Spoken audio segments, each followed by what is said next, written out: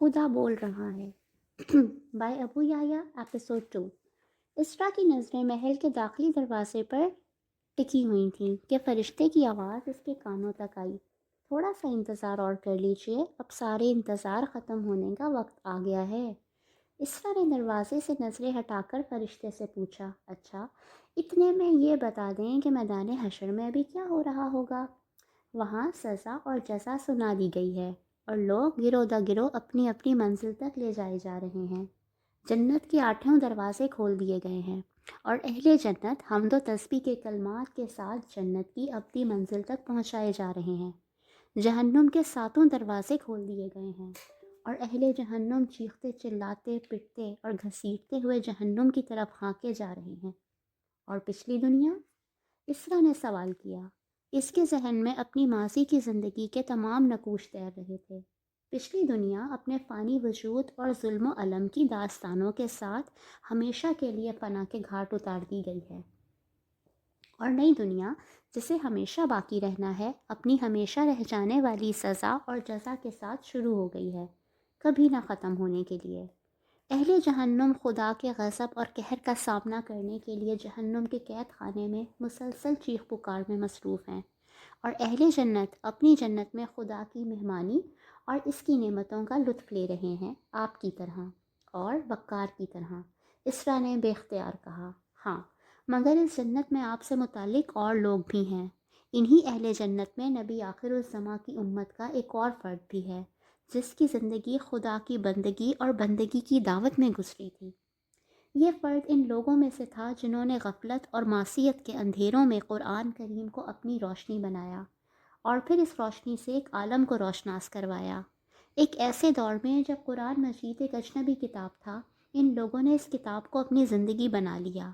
ایک ایسے دور میں جب لوگ خدا کے کلام کو پا کر بھی اس سے محروم رہے، ان لوگوں نے ہر نظریے کو اس کی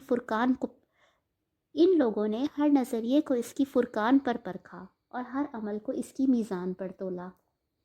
اسرا خاموشی سے سن رہی تھی، مگر چہرے پر سوال تھا۔ فرشتہ بولتا رہا۔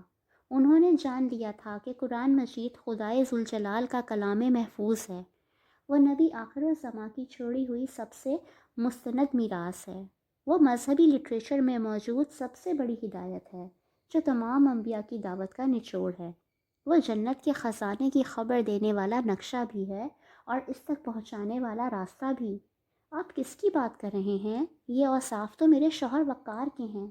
اسرا کا سوال الفاظ کے قالب میں ڈھل ہی گیا، مگر اس کی سوئی وقار ہی پر اٹکی ہوئی تھی۔ فرشتہ مسکرانے لگا، مانا کہ آپ کو اپنے شوہر سے بہت محبت ہے، مگر یہاں ان کے علاوہ اور بھی لوگ ہیں۔ میں آپ کے شوہر کی بات نہیں کر رہا، میں جس کی بات کر رہا ہوں وہ ان لوگوں میں سے تھا جنہوں نے اپنے زمانے کی خواہشات، بدعات اور تعصبات پر مبنی دینداری سے ٹکرا کر قرآن مجید کی دعوت ایمان و اخلاق کو ایک زندہ پکار بنا دیا تھا، پھر اس کی اس دعوت کو دنیا کے کونے کونے تک پہنچا دیا تھا۔ آخری زمانے میں محمد رسول اللہ صلی اللہ علیہ وآلہ وسلم کی دعوت قرآن کا یہی وہ ابلاغ تھا جو قیامت کے آنے کا جواز بن گیا تھا، کیونکہ سچائی جب بالکل کھول کر بتا دی جائے اور پھر لوگ نہ مانیں تو اس بات کا کوئی سوال نہیں رہتا کہ ان کو مزید ڈھیل دی جائے۔ مگر وہ کون ہے؟ اسرا کے صبر کا پیمانہ لبریز ہو چکا تھا۔ فرشتے نے اس کی بات کا جواب دینے کی بجائے داخلی دروازے کی طرف دیکھا۔ خدام کے جلوس میں 2 انتہائی وجیح، خوبصورت اور غیر معمولی شخصیت کے مالک افراد اندر آ رہے تھے۔ فرشتے نے اسرا کی طرف دیکھتے ہوئے کہا، معذرت چاہتا ہوں، یہ آپ کا محل ہے، آپ کی اجازت کے بغیر کوئی اندر نہیں آ سکتا، مگر یہ وہ 2 لوگ ہیں جن کے لیے میں نے آپ سے پوچھے بغیر خدام کو انہیں اندر لانے کی اجازت دے دی تھی۔ ان میں سے ایک کو تو آپ پہچانتی ہی ہیں۔ اسرا فرشتے کی باتوں سے بالکل بے نیاز پلکیں جھپکائے بغیر داخلی دروازے کی سمت اندر آنے والے 2 میں سے ایک شخص کو دیکھے جا رہی تھی۔ وہ گرچہ بہت بدل گیا تھا، بہت خوبصورت اور دلکش ہو چکا تھا، مگر وہ اپنے شوہر وقار کو ہزاروں میں بھی پہچان سکتی تھی۔ میں رخصت ہونے کی اجازت چاہتا ہوں، فرشتے نے اس کی بے خودی کو دیکھتے ہوئے کہا، مگر اسرا نے جواب نہیں دیا۔ وہ تو بس وقار کو دیکھے جا رہی تھی، خوشی اور مسرت کے مارے اس کی زبان گنگ ہو چکی تھی۔ فرشتہ خاموشی سے آگے بڑھ گیا مہمانوں کے قریب پہنچ کر وہ رکا اور عبداللہ سے مصافحہ کرتے ہوئے بولا، سردار کے قدم مبارک ہوں۔ عبداللہ نے انکسار کے ساتھ سر جھکاتے ہوئے کہا، برکت تو صرف میرے رب کے نام میں ہے۔ پھر فرشتہ وقار سے مخاطب ہوتے ہوئے بولا، آپ جائیے، آپ کی بیگم آپ سے ملنے کے لیے بے چین ہیں۔ ویسے میں نے تو آپ سے کہا تھا کہ آپ پہلے ان سے تنہائی میں مل لیں، لیکن آپ مصر تھے کہ ساتھ میں سردار عبداللہ کو ضرور لے کر آئیں گے۔ فرشتے نے عبداللہ کی طرف اشارہ کرتے ہوئے کہا تو وقار نے اس سے کہا، شکریہ دوست، آپ نے اسرا کے آنے کی اطلاع پہلے ہی دے دی تھی۔ مجھے یقین ہے کہ اسرا کو مجھ سے زیادہ ان سے مل کر خوشی ہوگی۔ چلیے، آپ کی مرضی، یہ آپ کی بادشاہی ہے، جو آپ چاہیں گے وہی ہوگا۔ ویسے ملکہ اسرا کو میں نے یہ تو نہیں بتایا کہ سردار عبداللہ کون ہے، مگر بالواسطہ طور پر ان کا تعارف کروا دیا ہے۔ شکریہ، وقار نے کہا اور اسرا کی سمت تیزی سے چلا گیا۔ فرشتے نے خدام کو اشارہ کیا اور خود آگے بڑھ گیا۔ خدام فرشتے کا اشارہ سمجھ کر ادب سے باہر کی سمت مڑ گئے۔ عبداللہ اکیلا کھڑا رہ گیا۔ وہ مسلسل اپنی ماں اسرا کو دیکھ رہا تھا۔ اسرا بظاہر اس کی ہم عمر بلکہ دیکھنے میں چھوٹی ہی تھی، مگر جنت میں لوگ عمر سے نہیں رشتوں سے ایک دوسرے کو پہچانتے تھے۔ وقار اس کا ہم عمر ہوتے ہوئے بھی اس کا باپ تھا اور اسرا اس کی ماں۔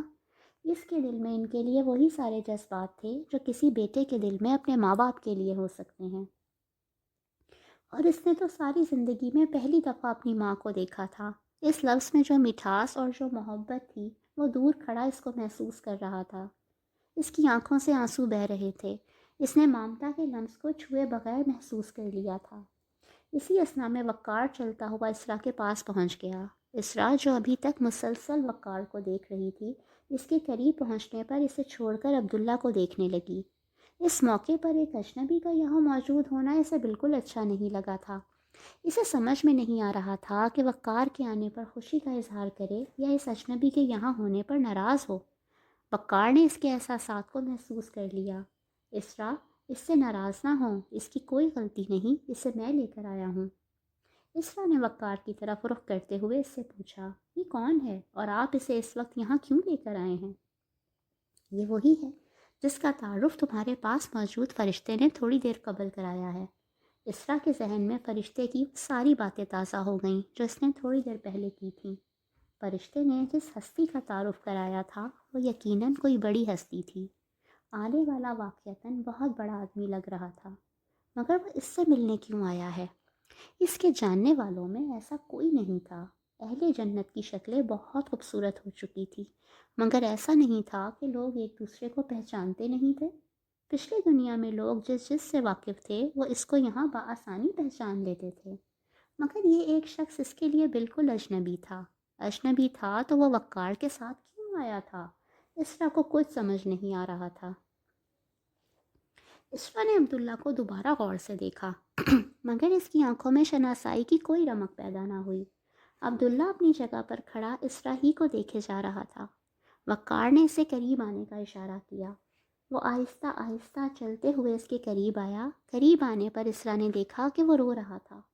اسے روتا دیکھ کر اسرا کے دل کو کچھ ہوا، وہی ہوا جو ایک ماں کو اپنے معصوم بچے کو روتا دیکھ کر ہوتا ہے، مگر اسرا کو اس احساس کے پیدا ہونے کی وجہ سمجھ نہیں آئی۔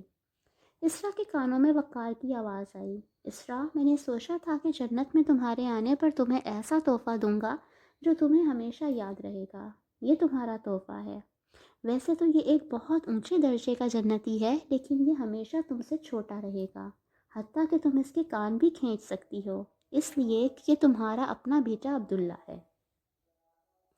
اسرا نے بے یقینی سے وقار کو دیکھا، پھر دوبارہ عبداللہ کو دیکھا۔ اسے یقین نہیں آ رہا تھا۔ حقیقت اور بے یقینی کی جنگ کچھ دیر جاری رہی، اور آخر کار اس جنگ میں حقیقت جیت گئی۔ اسرا کی آنکھیں بہنے لگیں۔ اس نے دونوں ہاتھ پھیلا کر کہا، میرا بچہ، میری جان، میرا عبداللہ۔ اسرا کی اس بات پر عبداللہ دوڑتا ہوا آیا اور اسرا سے لپٹ گیا۔ دونوں ماں بیٹا رو رہے تھے۔ پھر اسرا نے اسے اپنے سامنے کرتے ہوئے اسے اوپر سے نیچے تک دیکھا۔ عبداللہ، تجھے تو میں اس طرح جوان دیکھ ہی نہیں سکی تھی، مگر اب دیکھا ہے تو لگتا ہے خدا نے سارے جہاں کا نور میری گود میں ڈالا تھا۔ عبداللہ اسرا کے قدموں میں بیٹھ کر اس کے ہاتھوں کو بوسہ دینے لگا۔ امی، میں نے آپ کو کبھی نہیں دیکھا تھا، مگر آپ کو ہمیشہ یاد کیا تھا۔ میں ہمیشہ سوچتا تھا کہ میری امی کیسی ہوں گی۔ آپ تو بہت اچھی ہیں، بالکل بابا جیسی۔ آپ دونوں نے اس جنت میں میرا آپ دونوں نے اس جنت میں میرا قد بلند کر دیا۔ نہیں بیٹا، قد تو تم نے ہمارا بلند کر دیا ہے۔ تمہاری وجہ سے جو عزت ہمیں ملی ہے اور ملے گی وہ ہماری حیثیت سے بہت زیادہ ہے۔ پھر عبداللہ ماں کے قدموں سے اٹھا اور باپ کے ہاتھوں پر بوسہ دیتے ہوئے بولا، شکریہ بابا، آپ نے آج میری جنت کو پورا کر دیا۔ آج میری ہر محرومی دور ہو گئی، مگر اب تمہیں اپنا وعدہ پورا کرنا ہوگا۔ میں نے تمہیں تمہاری ماں سے ملوایا ہے، تم مجھے میری بیٹی سے ملواؤ گے؟ بیٹی؟ اسرا نے وقار کی بات پر حیرت سے اسے دیکھا۔ ہاں اسرا، عبداللہ کی بیوی نائمہ تمہاری بیٹی ہوئی نا؟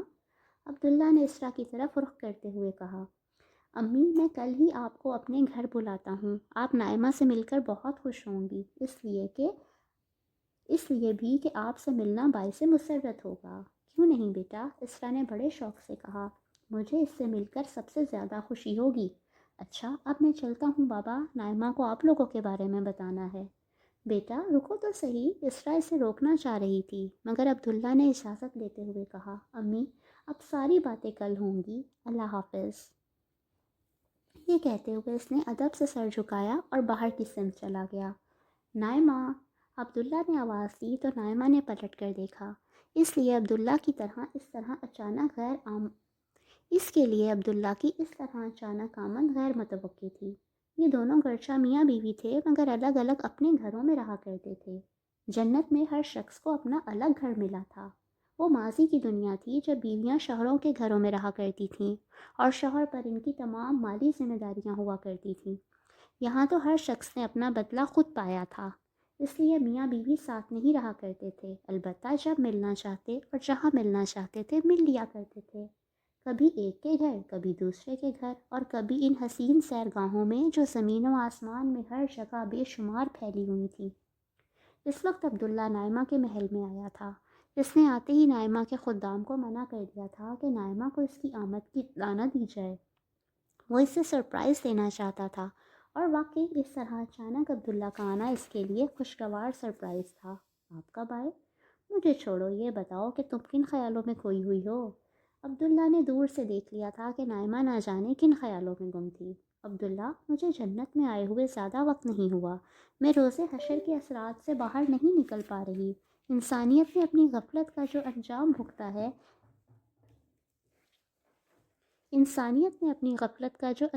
بھگتا ہے، اس کی بات پر عبداللہ نے اسے محبت سے سمجھاتے ہوئے کہا، نائمہ، ہمارے رب نے کسی پر کوئی ظلم نہیں کیا ہے۔ قرآن مجید کی ہدایت سب لوگوں کو معلوم تھی۔ قرآن مجید میں اللہ تعالیٰ نے دنیا کے بارے میں سب کچھ صاف صاف بتا دیا تھا۔ اس کے بعد بھی لوگوں نے مانا نہ قرآن مجید کے تقاضوں کے مطابق خود کو ڈھالا۔ اس کے بعد جو کچھ ان کے ساتھ ہوا وہ اسی کے مستحق تھے۔ اس کی بات کی تائید میں نائمہ نے سر ہلاتے ہوئے کہا، دوسروں سے زیادہ مجھے مسلمانوں کا افسوس ہے۔ قرآن مجید تو ان کی اپنی کتاب تھی، مگر انہوں نے بھی اسے اٹھا کر پیٹھ کے پیچھے پھینک دیا۔ اس کی دعوت ایمان کو بس رسمی عقیدہ سمجھ لیا۔ ان کا ایمان کبھی معرفت اور یقین میں نہ ڈھلا۔ لوگوں نے نجات کے ہزار راستے خود بنا لیے۔ جو راستہ اللہ تعالیٰ نے خود قرآن میں بتایا تھا اس کو مان کر نہیں دیا۔ تم ٹھیک کہتی ہو نائمہ، قرآن کا بیان کردہ عمل صالح کا راستہ اور عمل صالح کے اعمال، جن میں سے ایک ایک کو نام لے کر قرآن میں بیان کیا گیا تھا، لوگوں نے اس راستے اور ان اعمال کو کوئی اہمیت نہیں دی، حالانکہ یہ راستہ تو اعلیٰ اخلاقی رویے کا دوسرا نام تھا۔ یہ راستہ خدا کی عبادت، بندوں کی خدمت اور صبر، پاک دامنی اور احسان کی زندگی کا نام تھا۔ لوگوں نے اس کو اپنی زندگی نہیں بنایا اور اس کا نتیجہ بھگت لیا۔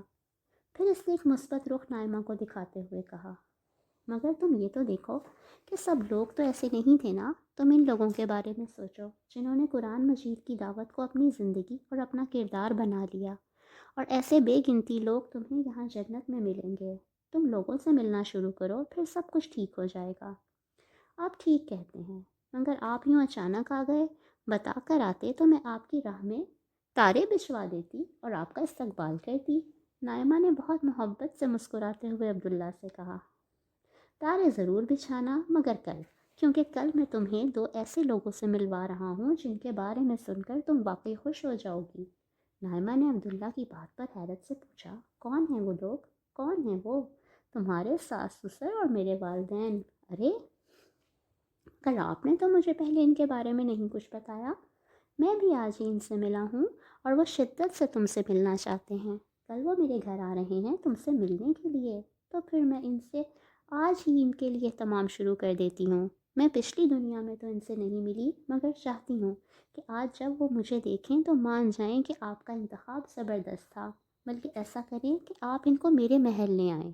انہیں بہو سے ملنے اس کے گھر آنا چاہیے۔